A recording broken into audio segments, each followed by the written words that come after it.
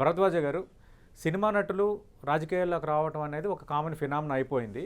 సరే, ఎంజీఆర్, ఎన్టీ రామారావు వీళ్ళందరూ వచ్చి కొంచెం పెద్ద పొజిషన్కి వెళ్ళేసరికి ఒక రకమైన జయలలిత, అదంతా ఒక వాతావరణం క్రియేట్ అయింది. అయితే విజయ్ కూడా వచ్చారు, సూపర్ స్టారు. ఆయన ప్రయత్నం ఆయన చేసుకుంటున్నాడని ఒక చర్చ.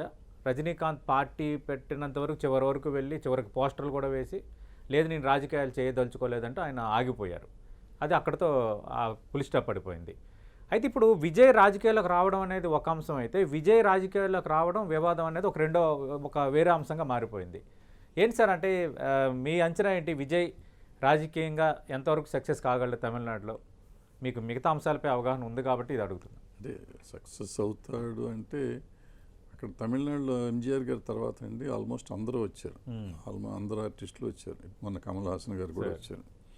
రజనీకాంత్ గారు వచ్చి వెనకడుగు వేశారు అనుకోండి. విజయకాంత్ గారు, శరత్ కుమార్ గారు, అలెగ్జాండరు, అట్లా చాలామంది వచ్చారు. అక్కడ వచ్చారు. సగం మంది మినిస్టర్లు కూడా చేశారు. సెంట్రల్ మినిస్టర్ కూడా ఒకటి చేశారు.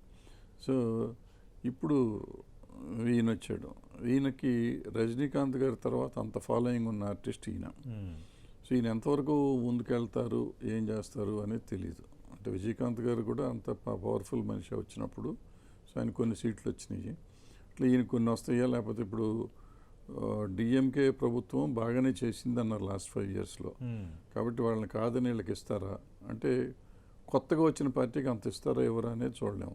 అందుకే ఇప్పుడు ఏమంటున్నారు, వీళ్ళు వెళ్ళి బీజేపీతో కలుస్తున్నారు. బీజేపీ ఎస్హెచ్ తమిళనాడులో అంత ఇంపాక్ట్ ఉన్న పార్టీ కాదు.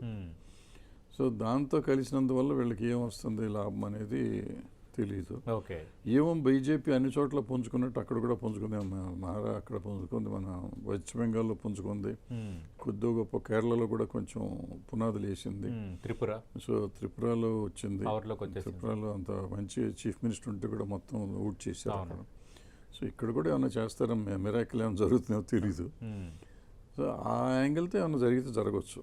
బట్ యాజ్ ఇట్ ఈస్గా అయితే మామూలు అంత పెద్ద ఇంపాక్ట్ ఉంటుంది.